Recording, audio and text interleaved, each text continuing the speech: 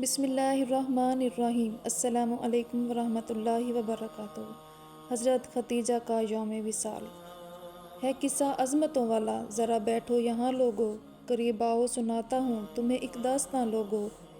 یہ قصہ ہے خالد کی عظیم الشان بیٹی کا، عرب میں کیا جہاں بھر میں جس کا مرتبہ اونچا۔ یہ مکہ شہر کی پاکیزہ دختر ایک رئیسہ ہے، تجارت کا یمن اور شام تک بھی جس کا چرچا ہے۔ عرب اس کو بڑی عزت بڑا ہی مان دیتے ہیں، ہم ایسے بیٹے جس کی آبرو پر جان دیتے ہیں۔ ذہانت اور فطانت اور فصاحت اور بلاغت سب ملا تھا اس کو ورثے میں، تجارت اور رفاعت سب کہ ورقہ ابن نوفل جیسے عالم اس کے ماموں تھے۔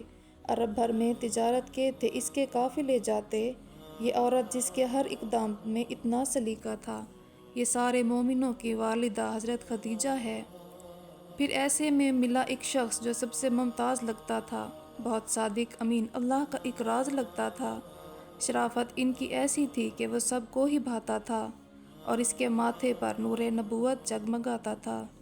وہ جس کی ہر ادا پہ آسماں بھی واری جاتا تھا، وہ جس کا ایک تبسم ہر طرح کے غم مٹاتا تھا۔ اسے رب نے خدیجہ کا مقدر لکھ دیا لوگو، زمانے بھر کی رحمت ایک پیمبر لکھ دیا لوگو۔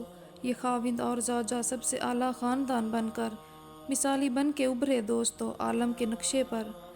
ہیرا میں پیارے آقا کو ملا تحفہ رسالت کا، سجا صحرا انہی کے سر پھر ختم نبوت کا۔ گواہی سب سے پہلے ماں خدیجہ نے ہی دی ان کی، وفا کی اور رستے میں دی ہر ایک قربانی۔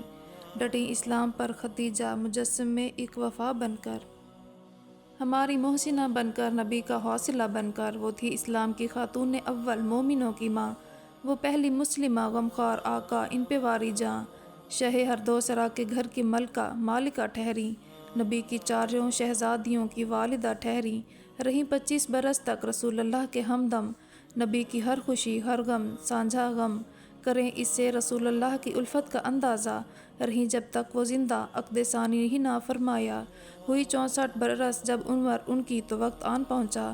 یہ سن 10 نبوی تھا، رمضان تھا اور 10واں روزہ تھا، رسول اللہ کے دکھ کی گھڑی تھی، بے قرار غم تھا کہ ہر مکی مسلمہ غم زدہ اور پرنم تھا۔ وہ صدیقہ، وہ پہلی مسلمہ، وہ مومنوں کی ماں، نبی کا حوصلہ اور ولولہ، پیارے نبی کی جاں۔ میں رفعت والی اس پاکیزہ ہستی کا سلامی ہوں، میں ان کے درد کا نوکر، ان کا شاعر، ان کا پیامی ہوں۔ میں اپنی ماں کی ساری زندگی بس منقبت لکھوں، اور اے شاہین قسمت میں یوں اپنی عافیت لکھوں، اور اے شاہین قسمت میں یوں اپنی عافیت لکھوں۔ جزاک اللہ۔